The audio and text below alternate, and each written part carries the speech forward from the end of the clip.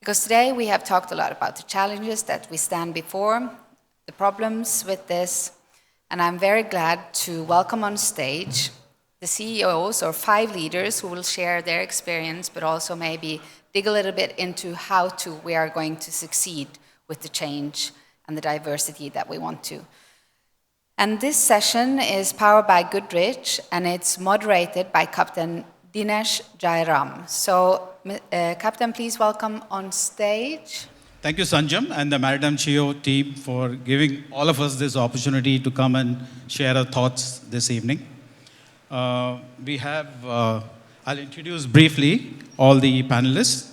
And so, Jayati, who's in the center, she is Managing Director with Hapag-Lloyd, Quality Service Center, looking after India and Middle East and based in Mumbai. Then Raimah Chowdhury, sitting on my right, second, is the MD of HR Lines. She's also the president of WISTA, Bangladesh, and executive member of WISTA International, based at Dhaka. Ted Muttiah, COO, South Asia Gateway Terminal, based in Colombo. And Uday Ganivada, next to on my right, is the country manager of DNV, looking after India, Sri Lanka, and Bangladesh. And he's based in Mumbai. And Vinita Venkatesh, she is the MD of Ocean to Door, and also a partner of Magic Hire, manpower development company based in Chennai. So that's a brief description of my esteemed panelists. So as you can see, they are all very diverse in different verticals of the maritime stream. So I'm going to ask a common question to each one of them. And let us start with Jayati first. Jayati, how is diversity addressed at your organization, please? Briefly. Hello. Is it working? Yeah. Okay. Good. Good evening, all. I think it's almost evening. And first, maybe a great thank you to Sanjam for inviting me to participate in this panel. So a quick question, Dinesh. Well, as we have seen through the day, the maritime industry is typically taken to be men's domain. And hence, it becomes all the more important for the organizations who take part in this industry to address diversity.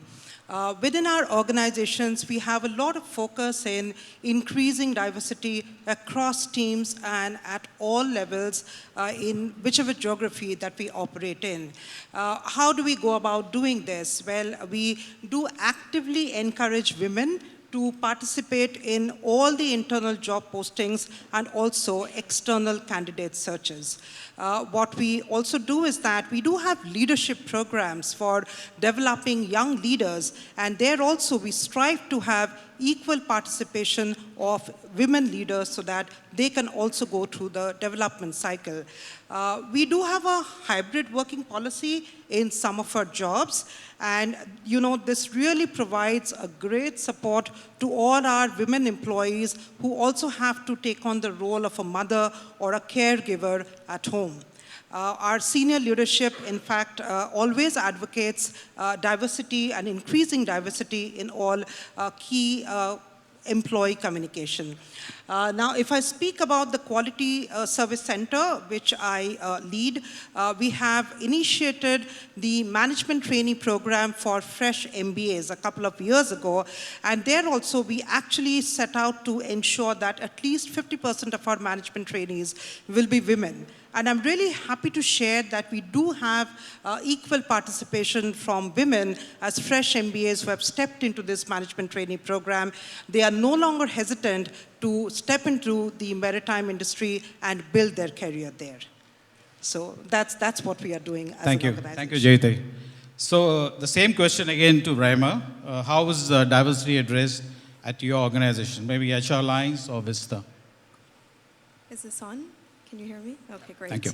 Thank you so much, Dinesh, and thank you, Sanjam. Congratulations already on what has been a really fantastic conference and day. I wish to thank, all the attendees and also all the panelists that have come forward. I know I'm not just speaking for myself when I say we've all learned a lot. So to answer your question, Dinesh, I'll start with WISTA. I know we have lots of well-wishers, friends, supporters, members in the room. Very happy to see you all. So WISTA International, for those of you who don't know, is it's Women's International Shipping and Trading Association.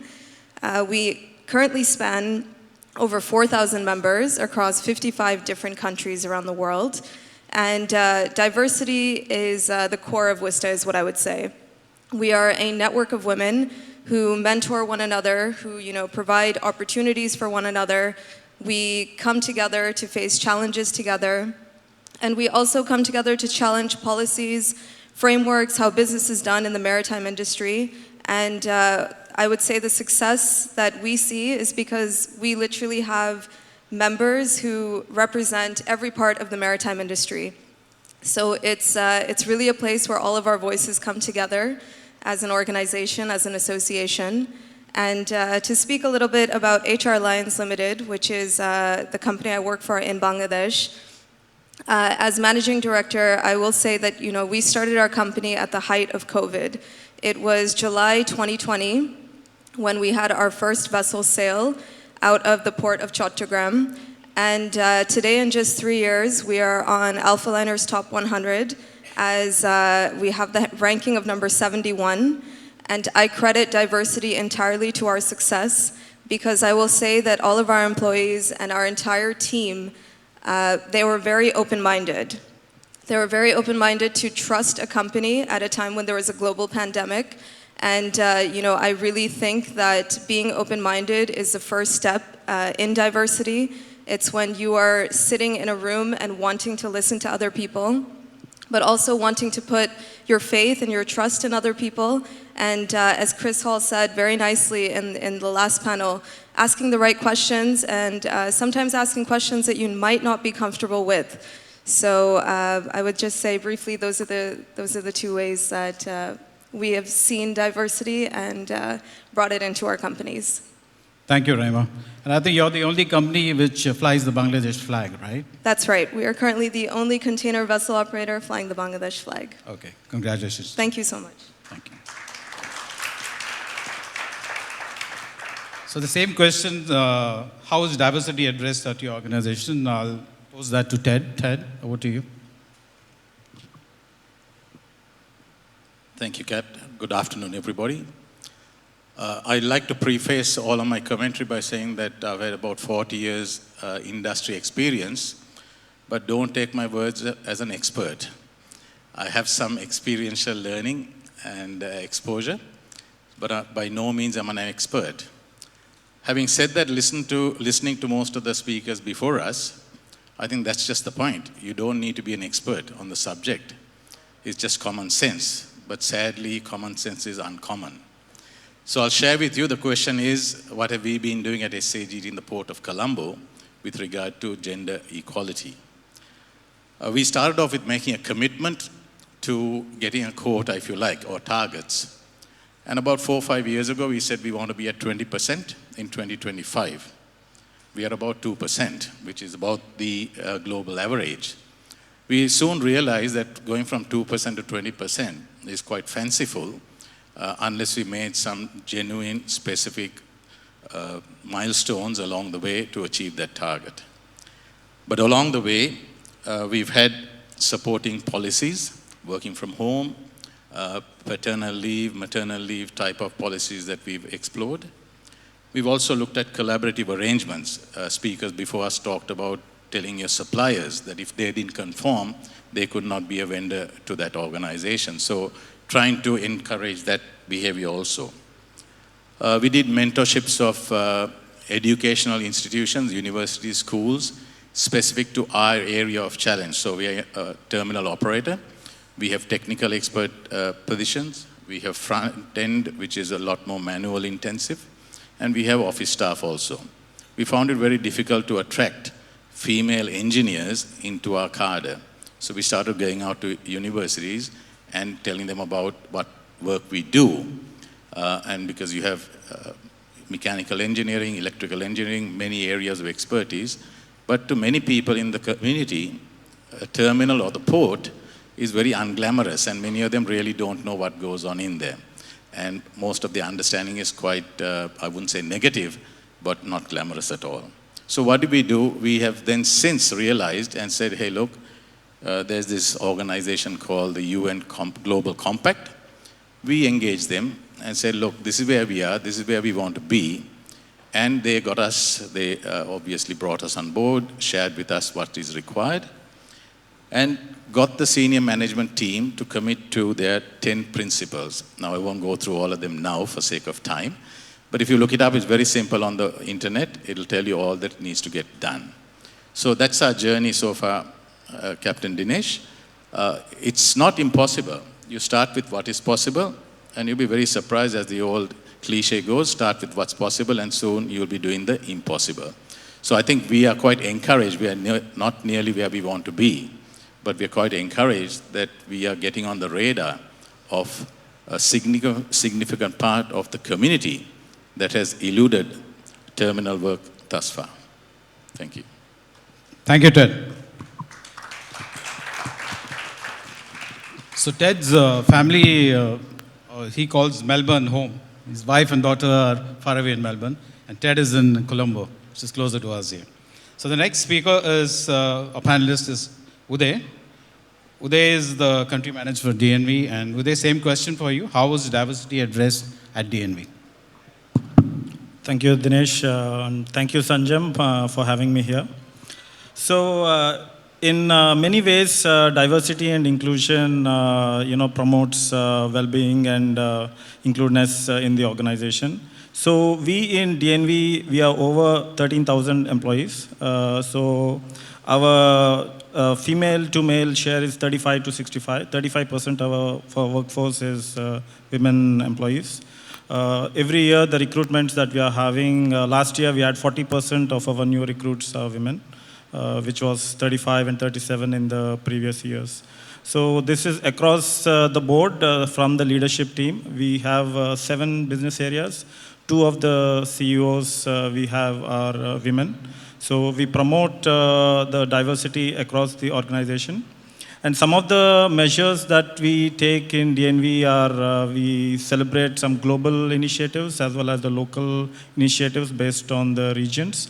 We celebrate the International Women's Day, the Pride Month, etc. And also some of the local initiatives like in Asia and also for black people in US, etc. Okay, thank you, Uday. So Vinita, the same question to you again. How is diversity addressed at your organization?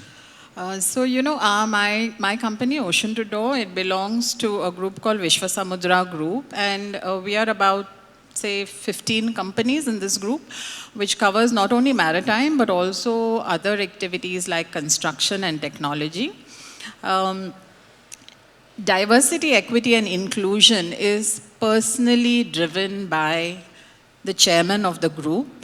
His name is Mr. Shashida Chinta, and he's very personally involved. I don't know of any single meeting that I have attended where if a lady has not participated with her ideas, she is specifically requested to talk and share. And, when we are talking about psychological security, I'm so happy to, when the panel was discussing it, I felt so happy because I know that in this group, everyone talks openly without any fear of being chastised. And the reason for that is because the group philosophy is that only through innovation you can grow. So every idea, no idea is too small, no idea is too insignificant, and every suggestion needs to be evaluated. And I think that's a lovely environment for women to feel free and to be able to grow. There is also a family culture in the organization, and in a family, all of us feel a sense of ownership, right? And that's how it is in the company. Everybody feels a sense of ownership. And there is also then in the family a sense of kindness. It's a very kind company. There's a lot of thought given to if everyone's having some personal issue, not only the women, but also the men. And, to just describe to you a small thing, we have a chopper, we have a company chopper, and we have a company airplane, right? So that goes up and down wherever it's needed. And let's say there is a program in the port, and the chopper is at Chennai and needs to go to the port. It's not about only the top management going. Anybody who's going from Chennai, it can be a manager level person. So can you imagine for a lady who is told that, yeah, just go off on the chopper. There are 2 seats available. Why don't you go? Can you imagine her delight at being given this opportunity? And more important, can you imagine what her family position becomes after that? Nobody in that family has traveled in that chopper, but here is a young manager, a young mother, who her company finds her so important that she has traveled by chopper. So I think, yeah, we are blessed to be in that situation. Thank you, Vinita. Very interesting. So now we all know who to contact if we need a chopper ride. So make sure in the break, get a number. Okay. So Vinita, we'll continue with you. So I want to hear some stories, personal stories especially, and the journeys of these great leaders who I have in the panel. So can you share any experience or a challenge that you faced in your journey as a woman leader, focusing on diversity? Any nice story that you can tell us? Yeah, so I'm actually very grateful for the opportunities that I've received and how far I have come in this industry. Truly grateful to all the organizations I've worked with. But I'd like to share one experience when I started my career with the Shipping Corporation of India, and those times were very different from the time that Mrs. Joshi was heading the organization.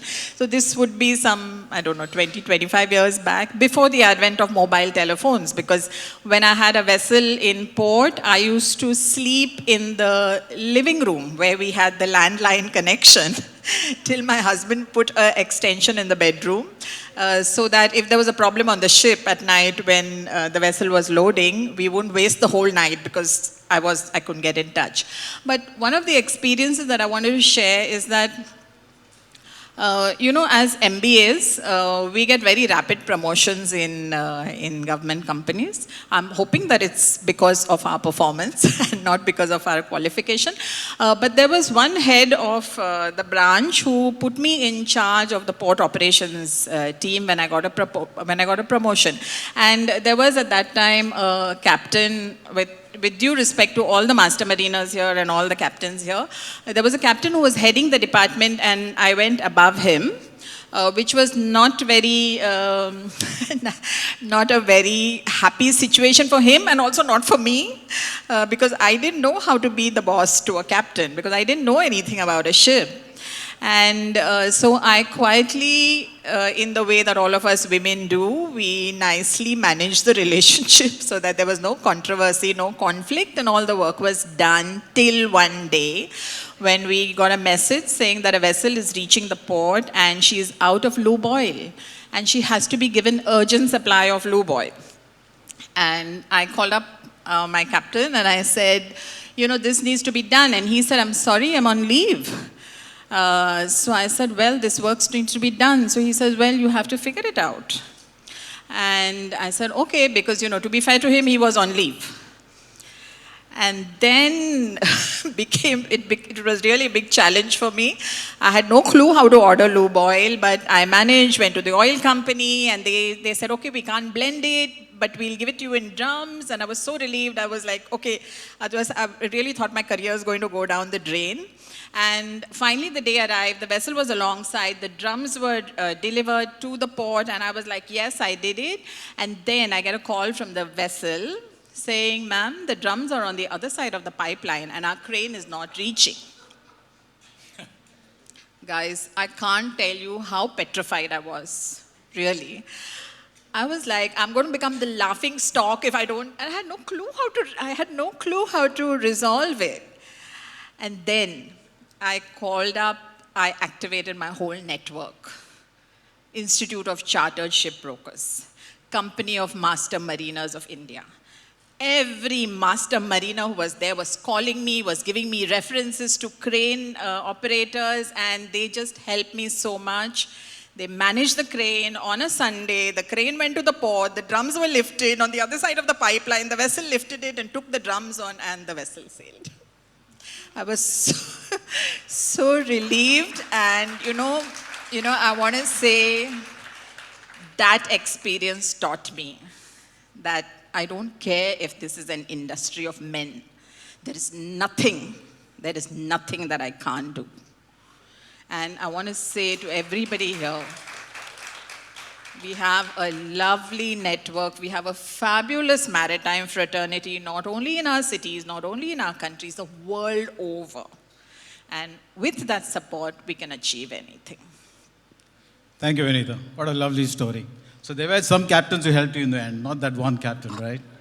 So good to hear. So next we go to Uday. Uday, please share an initiative with respect to diversity, focusing on cultures, perception, and your experience in Korea and Norway on how perceptions drive behavior towards diversity. Yeah, I think on your first question about the initiatives, what we are taking in DNV, as I mentioned earlier about the workforce that we have, where we are 35 to 65. So what we do is that not only recruiting the people, but various measures that are being taken about this buddy program, about the mentoring and coaching, about how when we select like a mentor, like so that the new person can go and easily communicate with them, and how they can excel, like especially in the science, technology, engineering, and mathematics and all. There are several programs that are being done so that they could continue after joining in DNV. And then on the second question, with respect to my own experience, I would like to talk about something called as unconscious bias, where I've spent around 5-6 years in India after joining DNV, and then I had the opportunity to work in Korea on international assignment. So after going to Korea and working for 1 year, I was made or asked to handle a project for Equinor being built at HHI in Hyundai Heavy Industries. So this is the world's largest power, and this is an offshore structure. So that time I was 28 years old, and when I was made the project manager, and I was leading a team. So Hyundai Heavy Industries is the largest shipyard in the world. So when DNV said, okay, that he will be a project manager, then obviously there were a lot of apprehensions initially. So the point is that it's mainly because coming from India, relatively much younger than the rest of the team. So as long as this unconscious bias is not coming from a place where you want to you're not providing any harm, I think all of us do go through this and experience this on a day-to-day basis. So something which we call as stereotypes or something. So that is taken care of, I think, because at that point of time, I can tell you that at the starting of it, I was not getting a lot of support.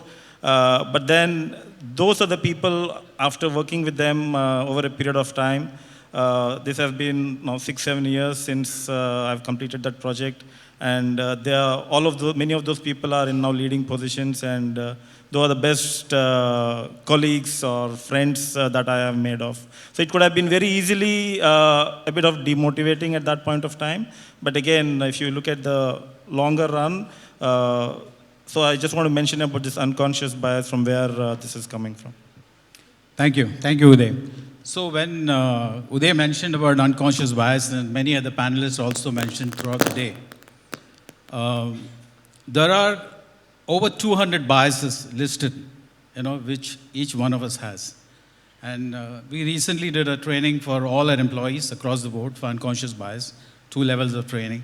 And also we're looking at an inclusive workplace. So these are the things that organizations need to do to go ahead in the right way. So my next question is to Raimah, you. What are the challenges that you faced at WISTA? Maybe as the president in Bangladesh or on the international level? If you want to share with us, please. Thank you so much, Dinesh. So WISTA Bangladesh was founded in 2018, and I would say that one of the most common challenges that we have had, and I know we share this with the rest of the NWAs and the rest of the chapters around the world, is diversity and membership. So for those of you who don't know, Bangladesh is a very garments-heavy country, and women represent the bulk of this industry, and it's really fantastic. But when it comes to shipping, it's been a little bit harder to attract women into the industry.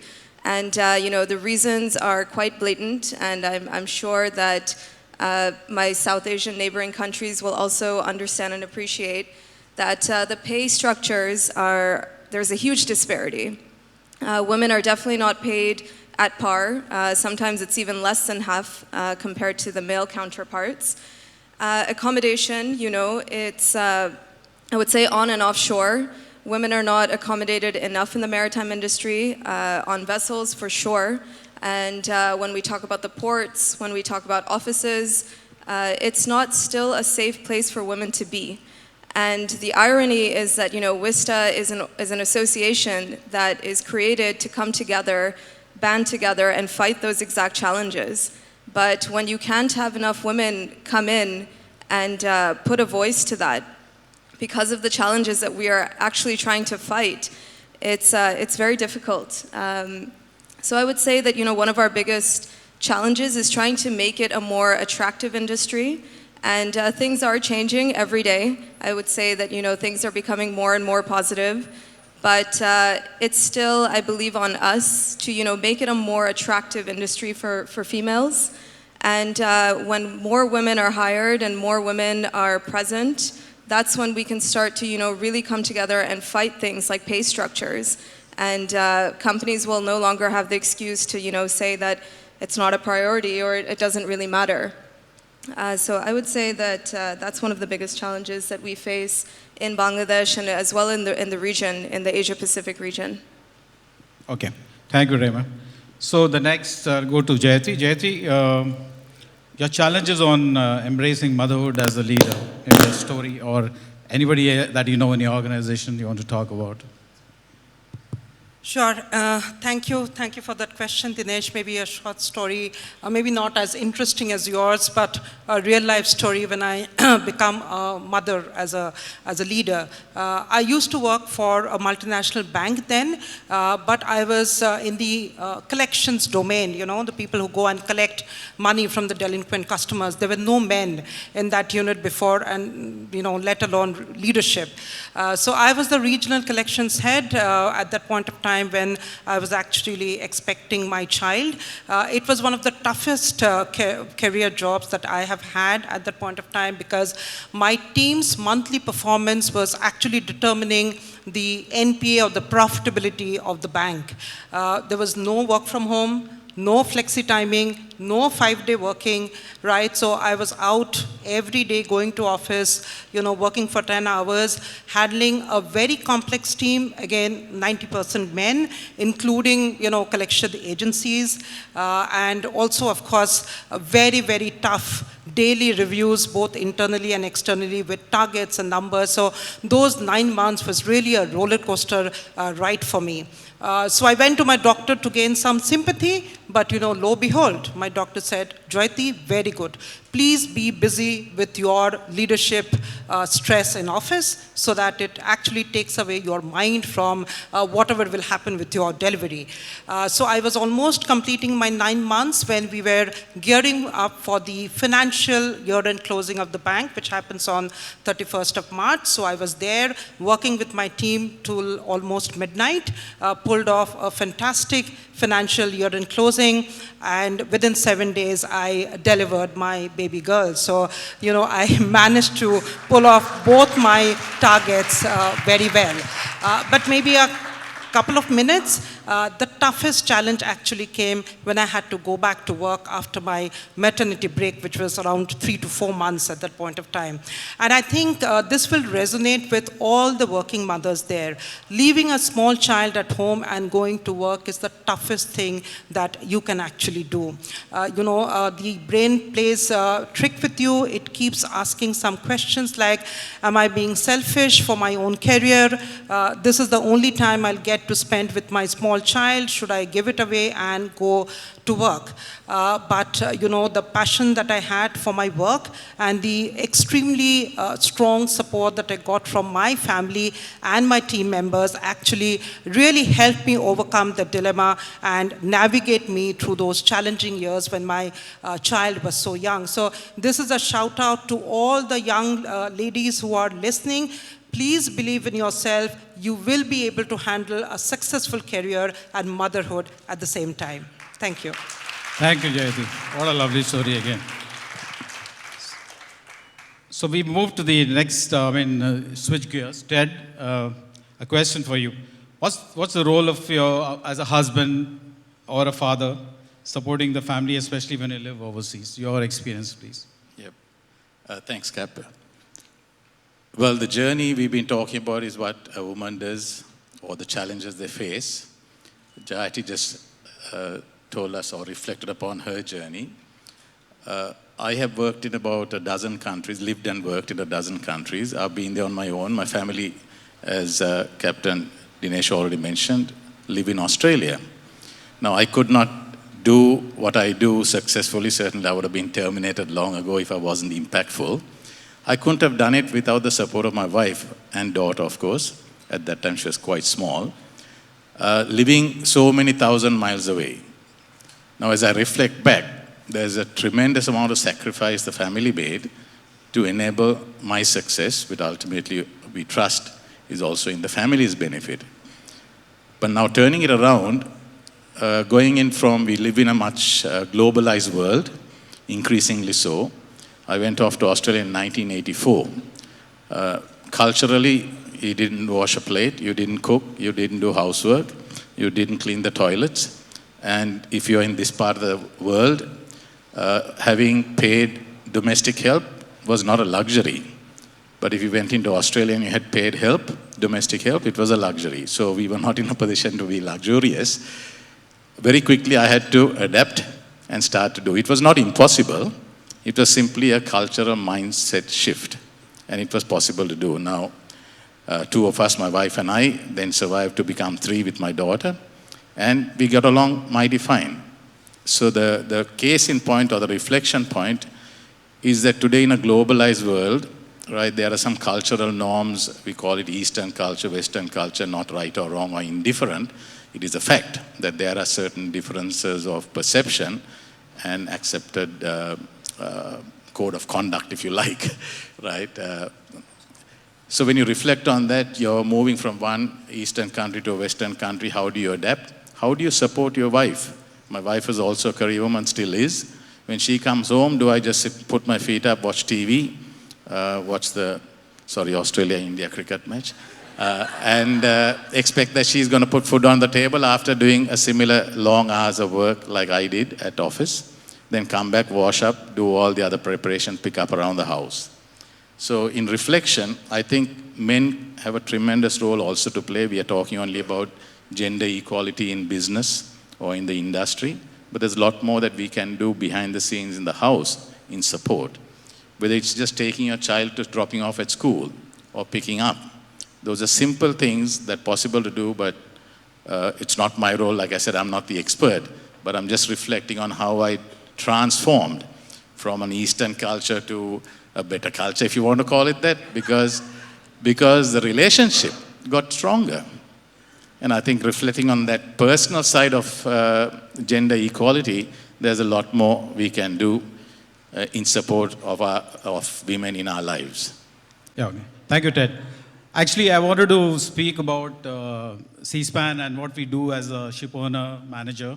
So, because of paucity of time, I'll skip that. If anybody wants to know, you can ask me, meet me in the break or email me. But I just wanted to share, also, I wanted to ask some action points from my panelists. Unfortunately, again, we don't have the time, so we'll skip that. So I just wanted to share a CEO Action Group CEO Diversity Pledge. It's a very short one. So it talks about, this group brings about 2,400 CEOs who have pledged across 85 initiatives, representing 21 million employees in the US. It's co-founded in 2017. And the CEO's Diversity Pledge addresses, it cultivates, implements, share, and engage. So cultivate an environment to support open dialogue around DEI, implement and expand unconscious bias education and training, share best known DEI progresses and initiatives, as well as those where you are unsuccessful, and engage the board of directors when developing and evaluating DEI strategies. So with that, we close this session. And if you have any questions, we are all there during the break. And Sanjam, I hope you're happy we cut short this panel. Thank you very much, ladies and gentlemen, for listening to us. Much appreciated. And to all the panelists. Thank you.